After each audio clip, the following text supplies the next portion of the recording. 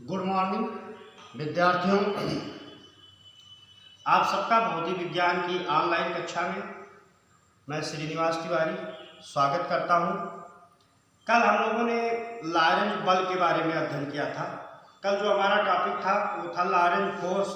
कल हमने पढ़ा था एक समान चुंबकीय क्षेत्र में आवेशित कण की गति। तो हमने बताया था कि कोई भी आवेशित कण जो होता है वो एक समान चुंबकीय क्षेत्र में उसकी जो गति होती है वो उसके आवेशित कण के चुंबकीय क्षेत्र में प्रवेश करने की स्थिति पे निर्भर करती है। मान लीजिए सपोज करिए आपकी ये मैग्नेटिक फील्ड है, ये मैग्नेटिक फील्ड है। अब इस मैग्नेटिक फील्ड में आवेशित के लिए मैग्नेटिक फील्ड है। अब इस मैग्नेटिक फील्ड में यहाँ तक पूरा ये जो मैग्नेटिक फील्ड है वो इस तरफ दिशा है इसकी। अब कोई आवेशित कण मैग्नेटिक फील्ड के समांतर प्रवेश कर रहा है, गति कर रहा है, यानी ऐसे आ रहा है। तो जब कोई भी आवेशित कण चुंबकीय क्षेत्र में चुंबकीय क्षेत्र के समांतर प्रवेश करता है तो उस पर जो कार्य करने वाला लॉरेंज बल होता है, क्योंकि लॉरेंज बल को हमने बताया था आपको कि F बराबर होता है Q B sin थीटा। अब ये सपोज करिए कि यहाँ पे ये जो थीटा है ये V और B के बीच का एंगल है।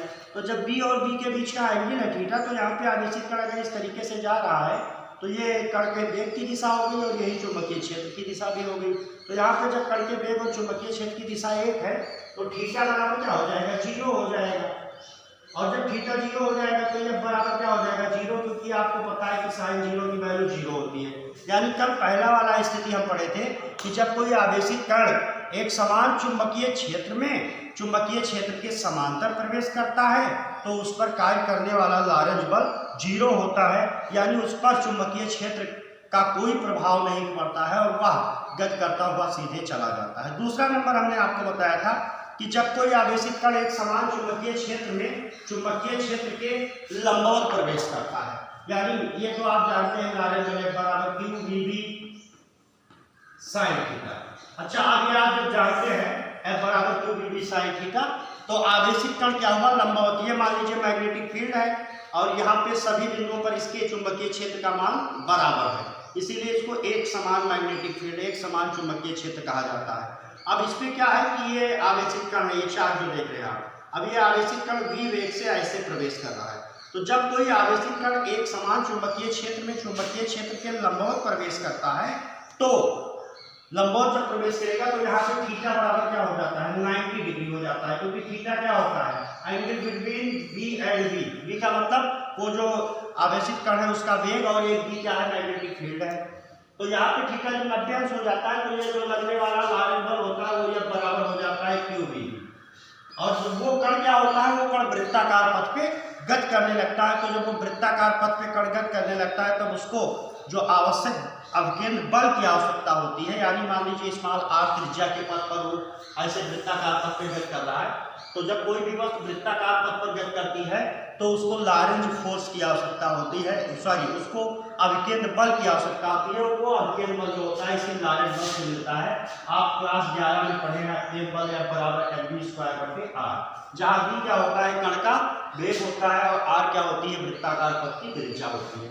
तो यहाँ से हम उस पथ की त्रिज्या निकाल सकते हैं कि वह वृत्ताकार पथ पर कितनी त्रिज्या में घूम रहा है। अब देखिए आज जो हम डिस्कस करेंगे, आज का पॉइंट मेरा तीसरा वाला है। तो तीसरा बिंदु क्या है आज का मेरा, आज हम इस पे डिस्कस करने जा रहे हैं कि जब आवेशित कण चुंबकीय क्षेत्र में तिरछा प्रवेश करता है।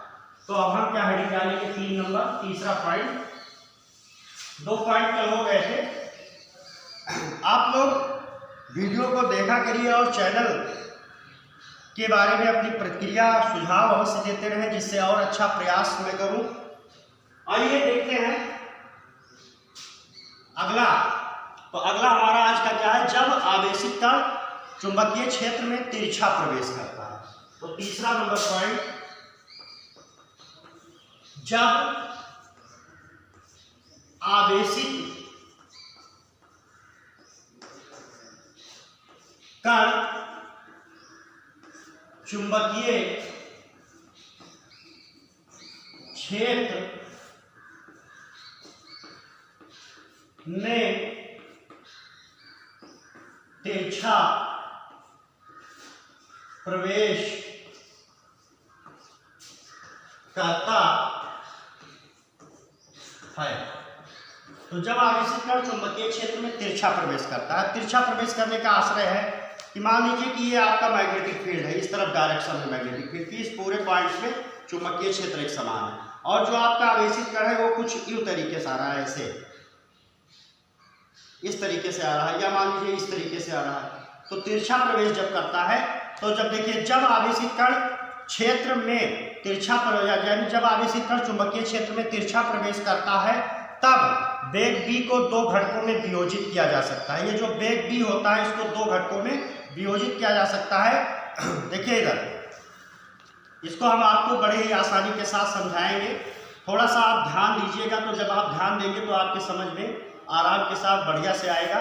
ये मान लीजिए कि ये आपका मैग्नेटिक फील्ड है। अब ये आपका जो मैग्नेटिक फील्ड है, चुंबकीय क्षेत्र है, और इस चुंबकीय क्षेत्र में आपका आवेशित कण कुछ ऐसे प्रवेश करके आ गया, ऐसे, ठीक है ना, ऐसे प्रवेश करके आ गया। मान लीजिए कि ये इस समय v के साथ ये v से ऐसे प्रवेश करते हुए आ रहा है। ये आपका मान लीजिए आवेशित कण है, ये जो पेन हमारे हाथ में, तो ये जो आप ऐसे समझ सकते हैं कि ये मान लीजिए चुंबकीय क्षेत्र है इस पॉइंट में। अब ये आपका आवेशित कण ऐसे प्रवेश किया इस तरीके से, ये जो यहाँ पे एंगल बना हो क्या हो गया, थीटा एंगल बन गया। तो ये जो v वेग इसका है, वेग v, इसके वेग v को, ये v की दिशा है, इसके वेग v को हम दो घटकों में वियोजित कर सकते हैं। इसका जो वेग v होता है इसको हम दो घटकों में वियोजित कर सकते हैं। यानी जब आवेशित कण क्षेत्र में तिरछा प्रवेश करता है तो वेग को दो घटकों में वियोजित किया जा सकता है क्षेत्र b के समांतर। देखिए जब इसको दो घटकों में वियोजित करेंगे तो या ऐसे मान लीजिए कि ये ऐसे प्रवेश कर रहा है, इस तरीके से मान लीजिए ऐसे प्रवेश किया। तो जब ऐसे प्रवेश किया है तो यहाँ पे देखिए वेग को हम क्या करेंगे, दो घटकों में, यहाँ पे मान लीजिए थीटा एंगल में प्रवेश कर रहा है। तो जब इसके वेग b को दो घटकों में वियोजित करेंगे चुंबकीय क्षेत्र के एक तो समांतर, जब इसको b को दो घटक में आप वियोजित करेंगे तो एक घटक आपका इधर की तरफ मिल जाएगा और एक घटक इस तरफ मिल जाएगा, यानी इस तरफ। तो एक b के समांतर घटक मिलेगा, यानी b के पैरेलल मिलेगा, और एक b के क्या मिलेगा, परपेंडिकुलर मिलेगा, b के लंबवत घटक मिलेगा। ये ऐसे प्रवेश किया, या इस तरीके से प्रवेश आप मान सकते हैं। तो जब प्रवेश करेगा तो एक देखिए, एक घटक इसको जब आप वियोजित करेंगे तो एक घटक इस तरीके से रहेगा और एक ऊपर की तरफ रहेगा, या नीचे की तरफ आप मान सकते हैं। तो भाषा हम इसकी लिख दें,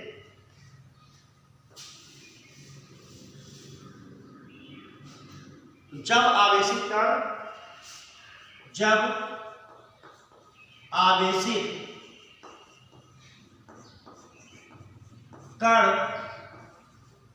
चुंबकीय क्षेत्र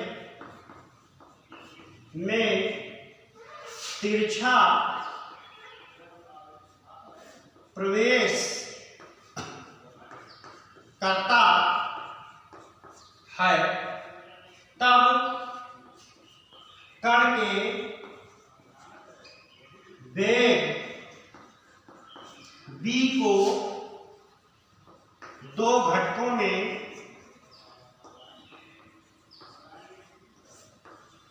वियोजित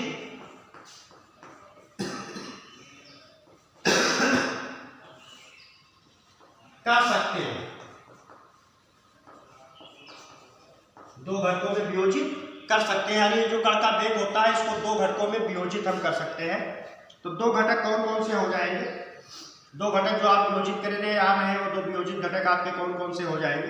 तो आप बड़े ध्यान के साथ देखेंगे, ये आपका एक समान मैग्नेटिक फील्ड है, इसमें कण ऐसे प्रवेश कर रहा है एक समान चुंबकीय क्षेत्र में। इस तरीके से क्षेत्र की जो दिशा है वो इस तरफ है, इस तरफ है b की दिशा, और आपका ऐसे प्रवेश कर रहा है। तो जब ऐसे ये प्रवेश करेगा तो इसको जब आप वियोजित करेंगे तो एक घटक आपका मिलेगा b के समांतर वेग का। देखिए ऐसे ये एंगल थीटा हो गई, या इधर वाला एंगल आप थीटा मानेंगे, इधर वाला मानिए। तो जब इधर वाला एंगल आप थीटा मानेंगे तो एक घटक ये हो जाएगा और दूसरा घटक इस तरीके से हो जाएगा। तो एक समांतर हो गया ये वाला b के, और ये क्या होगा, b के लंबवत घटक हो जाएगा। तो देखिए इधर, तो इसको दो घटकों में वियोजित किया जा सकता है। अब जब दो घटकों में आप वियोजित करेंगे तो b के समांतर घटक, तो b के समांतर घटक, तो बी के समांतर घटक क्या हो जाएगा, तो बी के समांतर घटक आप निकालेंगे तो थीटा के पास वाला रहेगा बी का घटक। देखिए इधर इस तरीके से आप योजित कर रहे हैं तो ये थीटा है, तो ये एंगल आपका जब थीटा होगा, ये देखिए ये एंगल आपका थीटा है, या बोर्ड पे बता दूं, मान लीजिए कि ये आपका बी है चुंबकीय क्षेत्र की दिशा और ये आपका कण प्रवेश किया, तो जब ये आपका कण प्रवेश किया तो ये आपका बी वेग से प्रवेश कर रहा है तो ये थीटा एंगल है। तो इसको जब आप वियोजित करेंगे तो इसका जो इधर वाला वियोजित घटक ये होगा, ये क्या हो जाएगा बी समांतर, और ये बी क्या हो जाएगा बी कॉस थीटा, थीटा के पास वाला, और ये ऊपर वाला क्या हो जाएगा बी साइन थीटा, ये क्या हो जाएगा बी साइन थीटा। तो ये जो बी कॉस थीटा है इसको आप समांतर घटक में लिखेंगे तो इसका समांतर घटक क्या हो जाएगा बी पैरेलल बराबर क्या हो जाएगा बी कॉस थीटा, और देखिए बी के लंबवत घटक, लंबवत घटक, तो बी का लंबवत घटक क्या हो जाएगा, बी का लंबवत घटक आपका हो जाएगा परपेंडिकुलर बी साइन थीटा, लंबवत घटक क्या हो जाएगा साइन थीटा हो जाएगा। तो जब लंबवत घटक आपका बी साइन थीटा हो गया तो अब इन दोनों का परिणामी पथ एक कुंडलिनी होगा, यानी ये जो बी का समांतर घटक है और बी का जो मतलब लंबवत घटक है, इन दोनों के कारण जो देखिए ये समांतर घटक के कारण इस पर जो लॉरेंज बल होगा वो आप जानते हैं कि 0 होगा, और जो लंबवत घटक है, लंबवत घटक के कारण ये वृत्ताकार पथ पर गति करेगा। तो इन दोनों स्थितियों के कारण जब कोई कण एक समान चुंबकीय क्षेत्र में तिरछा प्रवेश करता है तो उसका जो परिणामी पथ होता है वो एक कुंडलिनी यानी हेलिक्स के आकार का होता है, और जब हेलिक्स के आकार में होगा तो जिसकी हेलिक्स के आकार में होगा तो उसके वृत्तीय पथ की त्रिज्या आप कैसे निकालेंगे। तो देखिए इधर इस स्थिति में कण का पथ कुंडलिनी यानी हेलिक्स यानी कुंडलिनी के आकार का होता है, यानी हेलिक्स के आकार का होता है, कुंडलिनी के रूप में होता है। और जब कुंडलिनी के रूप में होता है तब आप क्या लिखेंगे आगे, कुंडलिनी के वृत्तीय पथ की त्रिज्या, तब कुंडलिनी के वृत्तीय पथ की त्रिज्या, कुंडली के वृत्तीय पथ की त्रिज्या। तो कुंडली के वृत्तीय पथ की त्रिज्या क्या हो जाएगी, तो कुंडली के वृत्तीय पथ की त्रिज्या हो जाएगी R बराबर यम बी लंबवत घटक बी का, कौन सा घटक बी का, लंबवत घटक बटे क्यू बी का मतलब चुंबकीय क्षेत्र वाला बी। तो R बराबर, अब ये लंबवत घटक में क्या लिखेंगे हम यम, यहाँ पे क्या लिखेंगे बी साइन थीटा, और बटे नीचे क्या हो जाएगा आपका क्यू बी हो जाएगा, बचे नीचे क्या हो जाएगा क्यू बी। अब देखिए इधर वृत्तीय पथ का आवर्तकाल क्या हो जाएगा, तो वृत्तीय पथ का आवर्तकाल, तो वृत्तीय पथ का आवर्तकाल क्या हो जाएगा, तो वृत्तीय पथ का आवर्तकाल हो जाएगा टी बराबर क्या होता है 2 पाई m बटे क्या हो जाएगा क्यू बी।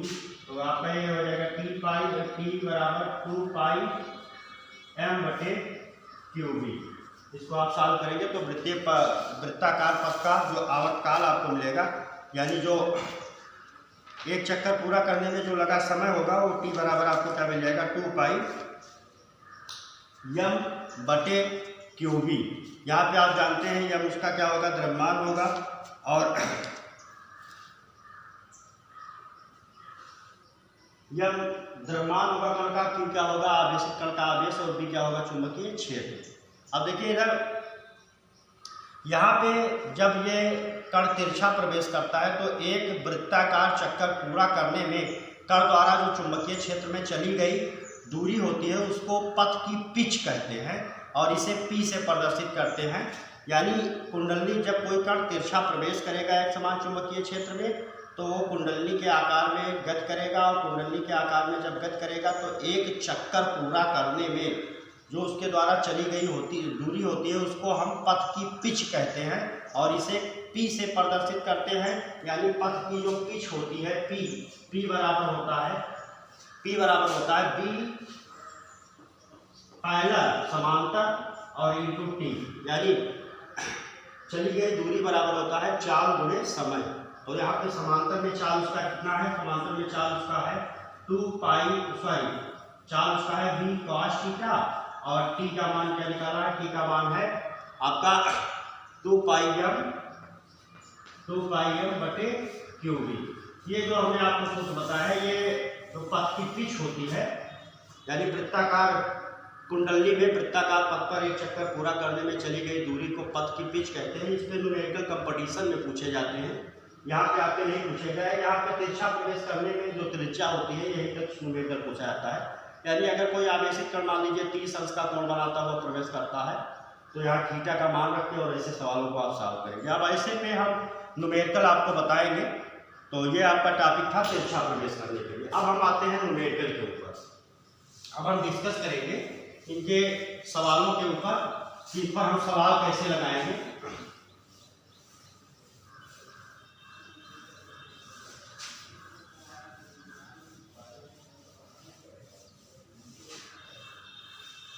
तो इनके ऊपर हम सवाल लगा करके एक आध सवाल जब लगा लेंगे तो थोड़ा सा हमको सूत्र जो है वो आसानी के साथ समझ में आ जाएगा। तो सबसे पहले हम न्यूमेरिकल लगा के चेक करते हैं।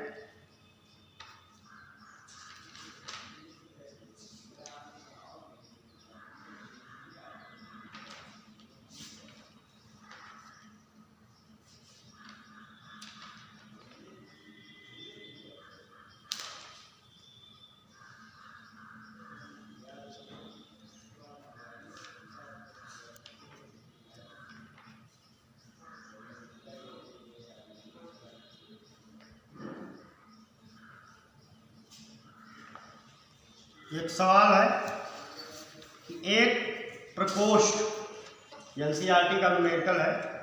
तो न्यूमेरिकल मैं लिखने जा रहा हूँ। न्यूमेरिकल को जब मैं लिख दूंगा तो आप आराम के साथ समझ जाएंगे। तो न्यूमेरिकल को हम बताने जा रहे हैं आपको लिख करके। न्यूमेरिकल देखिए क्या है कि एक प्रकोष्ठ में, ये क्वेश्चन है एनसीईआरटी का 4.11 4.11 है। तो कह रहा है कि एक प्रकोष्ठ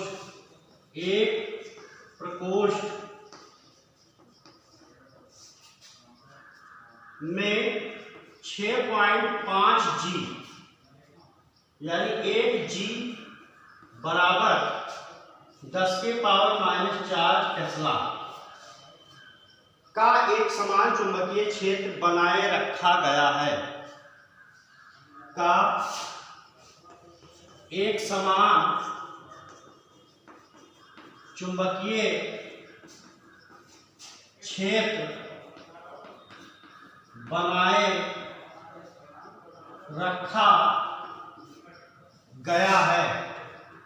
एक समान चुंबकीय क्षेत्र बनाए रखा गया है।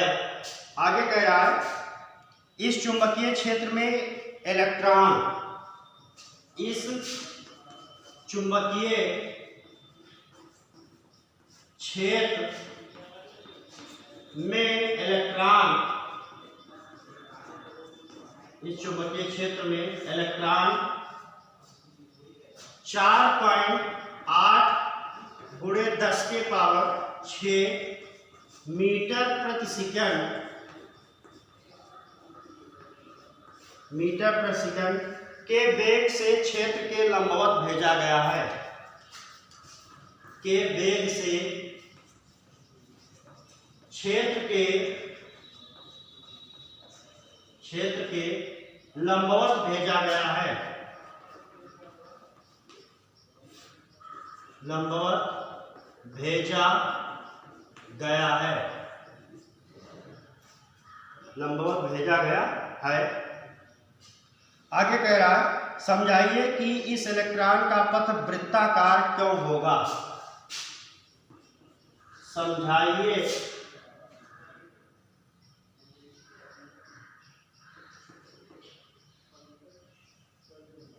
समझाइए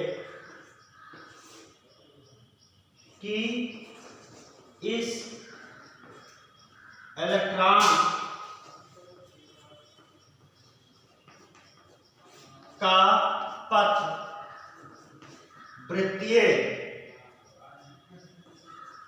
वृत्ताकार क्यों होगा। समझाइए कि इस इलेक्ट्रॉन का पथ वृत्ताकार क्यों होगा। और आगे आपको क्या बताना है, इस इलेक्ट्रॉन का पथ वृत्ताकार क्यों होगा, साथ ही साथ वृत्ताकार कक्षा की त्रिज्या ज्ञात कीजिए। वृत्ताकार कक्षा की त्रिज्या ज्ञात कीजिए। ये जो वृत्ताकार कक्षा है उसको क्या ज्ञात करना है, त्रिज्या ज्ञात करना है। तो सवाल हमारा क्या है कि एक प्रकोष्ठ में 6.5 जी यानी 1 जी बराबर 10 के पावर माइनस, ये जी जो लिखा है गॉस, एक गॉस बराबर 10 के पावर माइनस 4 टेस्ला का एक समान चुंबकीय क्षेत्र बनाए रखा गया है। इस चुंबकीय क्षेत्र में इलेक्ट्रॉन 4.8 गुणे 10 के पावर 6 मीटर प्रति सेकंड के वेग से क्षेत्र के लंबवत भेजा गया है। समझाइए कि इस इलेक्ट्रॉन का पथ वृत्ताकार क्यों होगा। वृत्ताकार पथ की त्रिज्या ज्ञात कीजिए। ये जो वृत्ताकार पथ है उसकी आपको क्या ज्ञात करना है, त्रिज्या ज्ञात करना है कि उस वृत्ताकार पथ की त्रिज्या कितनी होगी। तो यहाँ पे सबसे पहले हम थोड़ी सी बात ये कर लें, सवाल तो हमारा बड़े आसानी के साथ लग जाएगा, सवाल लगाने में हमको कोई भी प्रॉब्लम नहीं है। देखिए यहाँ पे दिया है बी का मान, चुंबकीय क्षेत्र का मान 6.5 और दिया है गॉस। इसको हम किसमें चेंज कर लें, टेस्ला में चेंज कर लें। तो ये हमारा हो जाएगा 6.5 गुणे 10 के पावर माइनस 4 और ये आपका हो जाएगा टेस्ला। ये चुंबकीय क्षेत्र का मान दिया है। अब देखिए जो इलेक्ट्रॉन है वो कितने वेग से भेजा गया है, तो 4.8 गुणे 10 के पावर 6 मीटर प्रति सेकंड ये दिया। साथ ही साथ देखिए आवेशित कण Q बराबर यहाँ क्या है, E है यानी इलेक्ट्रॉन है, और इलेक्ट्रॉन का आवेश होता है 1.6 × 10⁻⁹ और ये आपका क्या हो जाएगा कूलम। ये आवेशित कण का आवेश हो गया। आवेशित कण के आवेश के बाद में द्रव्यमान क्या हो जाएगा, इलेक्ट्रॉन है तो 9.1 × 10⁻31 किलोग्राम ये इलेक्ट्रॉन का द्रव्यमान होता है। ये सारे वैल्यू हमारे पास हैं। अब सबसे बड़ी बात ये कह रहा है कि आपको ये बताना है कि इलेक्ट्रॉन का पथ वृत्ताकार क्यों होगा।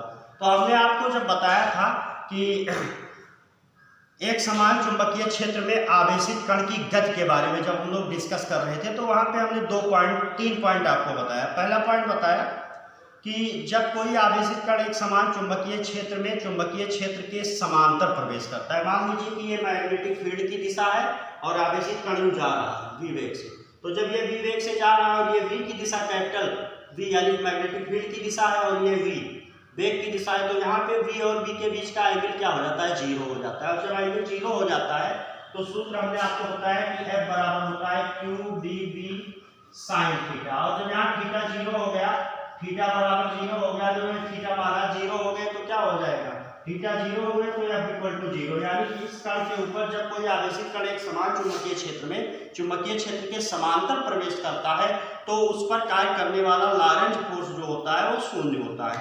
और जब लॉरेंज फोर्स 0 हो जाता है, लॉरेंज बल 0 हो जाता है, तो उस पर मैग्नेटिक फील्ड का कोई इफेक्ट नहीं पड़ता है। मैग्नेटिक फील्ड जो होता है उसका कोई भी प्रभाव उसके ऊपर नहीं पड़ता है, यानी मैग्नेटिक फील्ड उस कण के ऊपर कोई भी इफेक्ट नहीं डाल पाती है, वो कण अपना सीधा उसी वेग से गति करता हुआ चला जाता है। दूसरा कंडीशन हमने बताया था कि जब आवेशित कण एक समान चुंबकीय क्षेत्र में चुंबकीय क्षेत्र के समांतर प्रवेश करता है, लंबवत प्रवेश करता है, तो जब एक समान चुंबकीय क्षेत्र में आवेशित कण चुंबकीय क्षेत्र के लंबवत प्रवेश करता है, तो लंबवत प्रवेश करने के बाद में होता क्या है कि मान लीजिए मैग्नेटिक फील्ड है, अब आवेशित कण ऐसे लंबवत प्रवेश किया, तो जब लंबवत प्रवेश करता है तो थीटा आपका 90 अंश हो जाता है। थीटा 90 अंश इसलिए हो जाता है क्योंकि ये आपका है v, ये देखिए आवेशित कण आ रहा है, ये मान लीजिए सपोर्ट डेट को देख के लिए ये आवेशित कण है, तो यहाँ पे जो एंगल बन गया यहाँ पे ये इतना एंगल 90 हो जाता है, इधर वाला एंगल ये वाला एंगल 90 हो जाता है। तो जब ये एंगल 90 हो जाता है तो sin 90 की वैल्यू 1 होती है, और जब sin 90 की वैल्यू 1 हो जाती है तो यहाँ पे लगने वाला फोर्स हो जाता है बराबर QBB। और जब आवेशित कण एक समान चुंबकीय क्षेत्र के लंबवत प्रवेश करता है तो उस पर कार्य करने वाला लॉरेंट बल F बराबर QBV होता है। और इस स्थिति में ये जो लॉरेंट बल होता है इसके कारण वह आवेशित कण वृत्ताकार पथ पर गति करने लगता है। और जब वृत्ताकार पथ पर गति करने लगता है तो जो ये लॉरेंट फोर्स होता है ये उसको वृत्ताकार पथ पर गति करने के लिए आवश्यक अभिकेंद्र बल प्रदान कर देता है, यानी यही उसको क्या देता है, अभिकेंद्र बल प्रदान कर देता है। और जब ये अभिकेंद्र बल प्रदान कर देता है तो उस पथ में जो वो वृत्ताकार पथ पर गति करता रहता है, उस वृत्ताकार पथ में जो चुंबकीय क्षेत्र मतलब जो अभिकेंद्र बल होता है, अभिकेंद्र बल की दिशा और ये कण के वेग के परिमाण की दिशा बदलती है और कण जो है वृत्ताकार पथ पर गति करने लगता है। यही कारण है। तो यानी लंबवत प्रवेश करेगा तो वृत्ताकार पथ पर गति करेगा, ये निश्चित बात है। अब देखिए आगे क्या है, आगे आपको दूसरा नंबर ये बताना है कि वृत्ताकार कक्षा की त्रिज्या ज्ञात कीजिए। ये एनसीईआरटी का 4.11 है। तो आपको वृत्ताकार पथ की त्रिज्या ज्ञात करनी है। तो हमने आपको बताया था कि यही आवेशित कण पर कार्य करने वाला जो लॉरेंट बल होता है यही क्या प्रदान करता है, अभिकेंद्र बल प्रदान करता है, यानी mv²/r। एक बी से बी काट दिया था सूत्र में और हमको क्या मिल गया था, r बराबर हमको मिल गया था mv/qb। अब यहाँ पे ये जो q आपका है, ये q क्या है, यहाँ पे q का मतलब e, ये चार्ज जो है यहाँ पे इलेक्ट्रॉन है। न्यूमेरिकल में हमारा चार्ज क्या है, इलेक्ट्रॉन है। तो ये आपका क्या हो जाएगा, mv/ क्या हो जाएगा, आपका हो जाएगा ev। अब वैल्यू सब्ट्रैक्ट की जाए तो r बराबर क्या हो जाएगा, m की वैल्यू कितनी है, m की वैल्यू, तो m की वैल्यू है 9.1 10⁻31 और v की वैल्यू कितनी है, v की वैल्यू, तो v की वैल्यू है 4.8 और 10⁻6। नीचे देखिए e की वैल्यू तो 1.6 10⁻19। फिर देखिए v की वैल्यू कितनी है, 6.5 10⁻⁴। पहले इन सब पावर्स को खत्म कर दिया जाए। न्यूमेरिकल अगर आपने ये नोट नहीं किया है तो नोट कर लीजिए, हम यहाँ पे साल के देते हैं नीचे। तो r = आपका क्या हो जाएगा, देखिए इधर ये 19 4 23 ऊपर जाएगा धन हो जाएगा 10⁻⁻19 10⁻⁻4 19 4 23 ऊपर जाएगा धन हो जाएगा 23 और 6 23 6 29 हो जाएगा। तो ये आपका क्या हो जाएगा 9.1 × 4.8 × 10⁻⁻2 10⁻कितना हो जाएगा, -2 हो जाएगा, यानी 10 के घाते -2 हो जाएगा। अब आगे देखिए आपका क्या हो जाएगा, आगे नीचे क्या बचेगा, नीचे आपका बचेगा 1.6 और ये आपका क्या बचेगा 6.5। देखिए दशमलव से दशमलव काट लीजिए तो 16 × 16 16 × 48, ये आपका r = मिल जाएगा। ये 3 × 3 9 3 × 3 और 3 9 27, तो ये आपको मिल जाएगा 27.3 और 10⁻⁻2 और नीचे आपका बचेगा 6.5। अब ऐसा करिए, देखिए इसको हम 6 ये 1 अंक बाद दशमलव ऊपर भी है 1 अंक बाद नीचे भी, तो दशमलव को हटा देंगे। अब ये 65 से इसको क्या करिए भाग दे दीजिए 273, तो 4 बार जाएगा, तो 4 बार जाएगा तो कितना हो जाएगा, 4 बार जाएगा तो आपका ये हो जाएगा 4 × 5 = 20 के 0 4 4 × 5 = 20 के 0 और ये 4 6 24 और 2 26।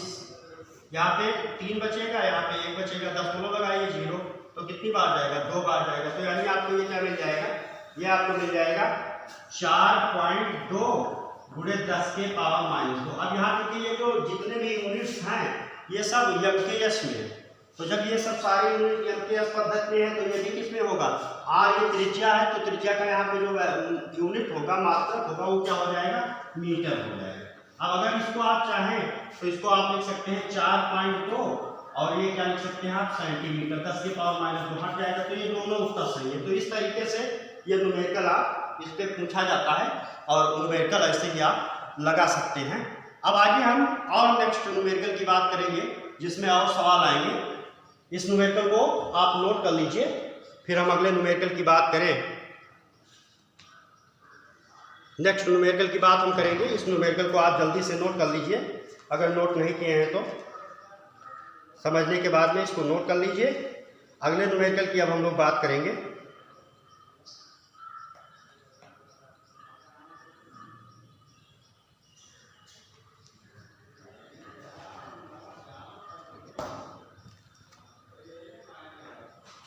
चलिए आइए अब अगले न्यूमेरिकल की हम फिर बात करने जा रहे हैं। इसको हम रफ करते हैं।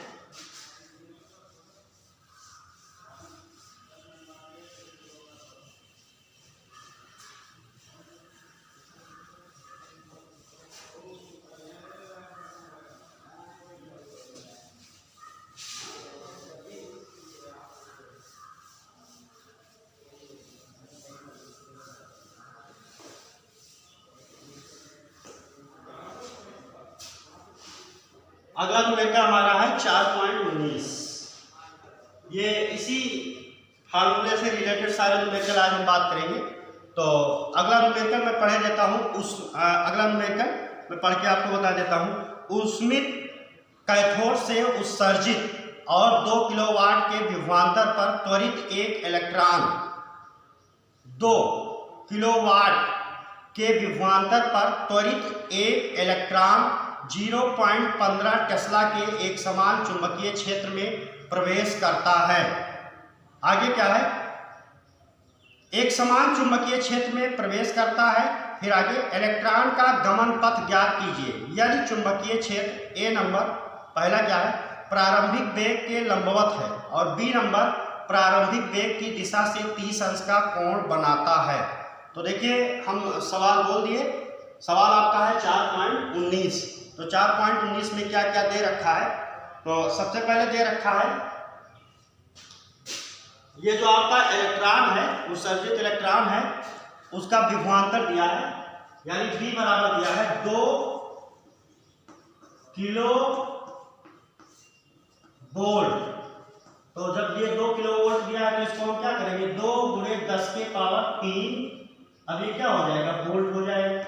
उसके बाद में क्या दिया है? आगे क्या कह रहा है कि 0.15 टेस्ला के यानी चुंबकीय क्षेत्र का मान दिया है।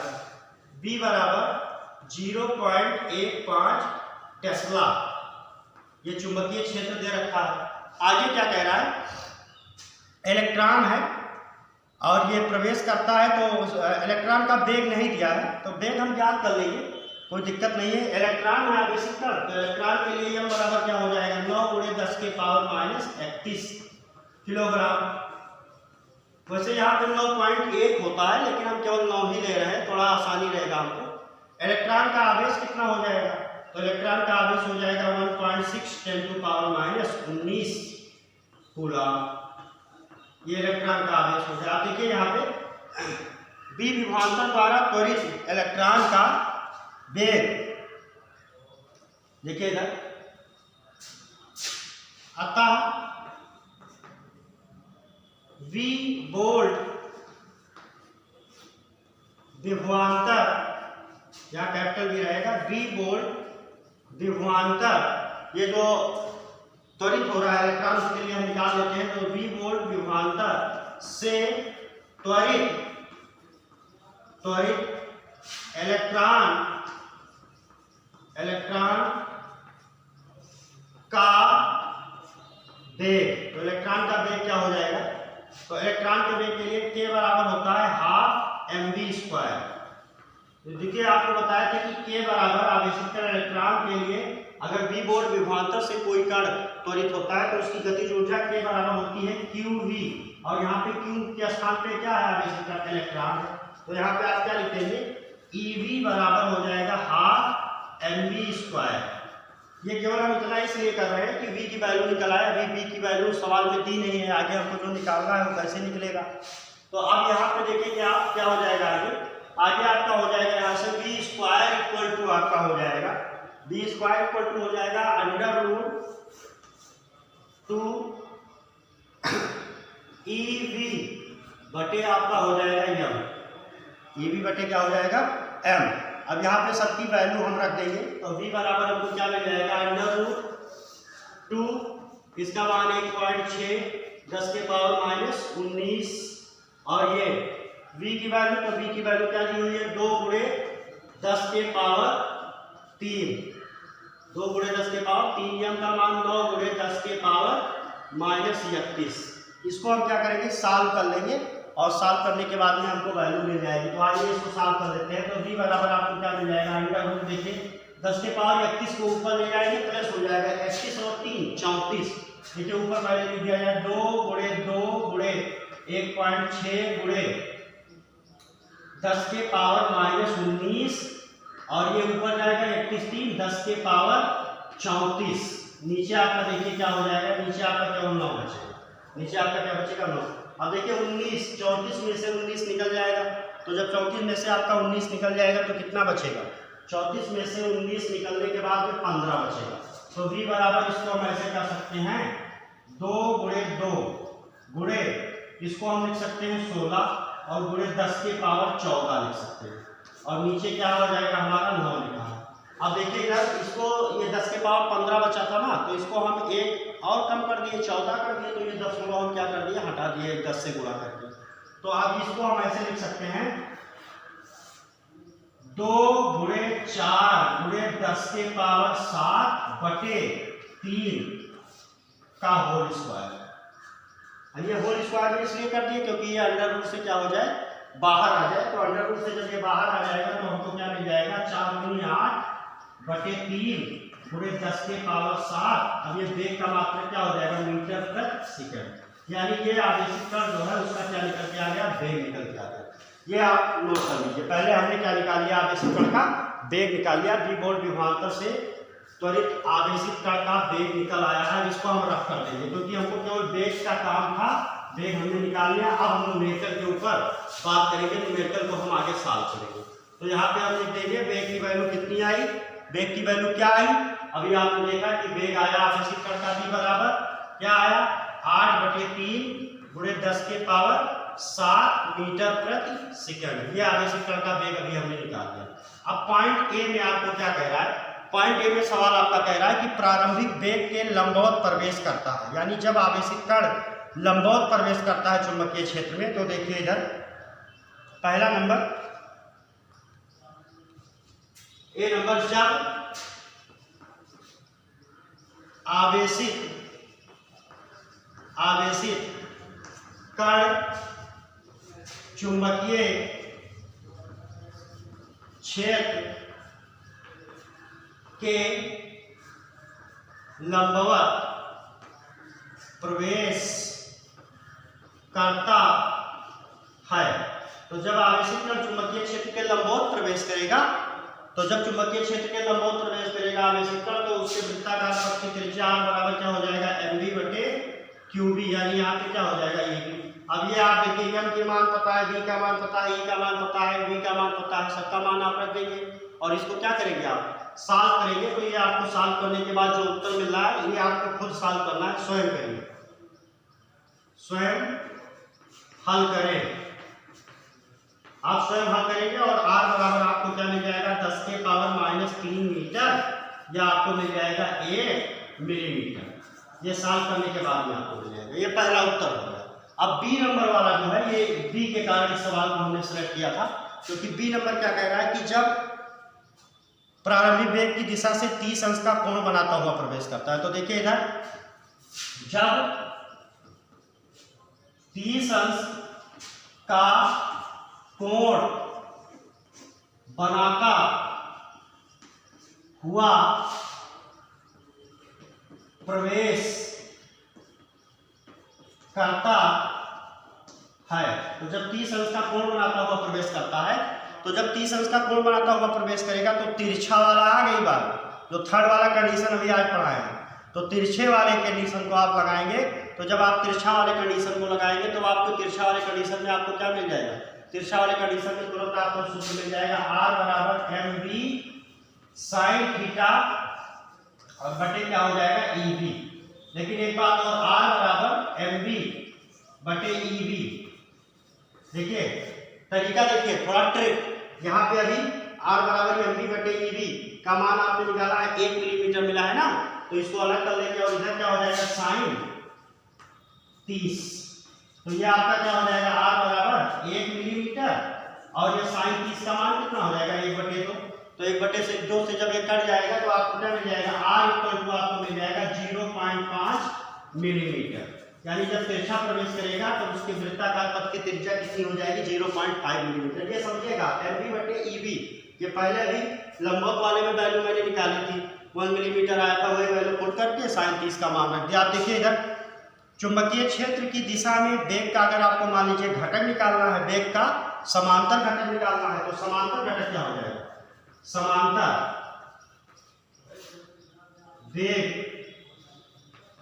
वेग का समांतर घटक मान लीजिए आपको निकालना है, तो वेग का समांतर घटक v पैरेलल बराबर क्या हो जाएगा v cos 30। अब v का मान आपको निकाला है, cos 30 का मान √3/2 हो जाएगा और आपको क्या मिल जाएगा, समांतर घटक भी मिल जाएगा। तो समांतर घटक क्या हो जाएगा, समांतर घटक आपका हो जाएगा 8/3 और ये v का मान है 10 के पावर 7 और ये आपका √3/2।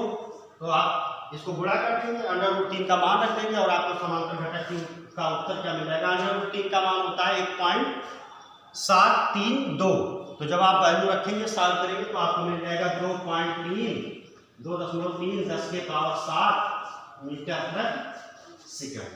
तो ये था न्यूमेरिकल। इस वीडियो को आप लोग देखिएगा। हम नेक्स्ट वीडियो के साथ अगले लेक्चर में फिर आपसे मिलेंगे। अगर आपने मेरे चैनल को अभी तक नहीं देखा है तो एक बार आप मेरे चैनल को देखिए और अपनी प्रतिक्रिया दीजिए, कमेंट में अपने सुझाव को आप अवश्य दें। हम आपका सुझाव स्वीकार करेंगे। आप किसी भी प्रकार की हेल्प के लिए मेरे पर्सनल अकाउंट पे कमेंट कर सकते हैं। चैनल को अगर आपने सब्सक्राइब नहीं किया है तो कर लें, कमेंट करें और वीडियो देख करके अपनी प्रतिक्रिया अवश्य दें। जल्द ही नए लेक्चर के साथ, यानी मैं नेक्स्ट डे आपको नए लेक्चर के साथ फिर मिलूंगा आपसे। धन्यवाद, शुभ दिन।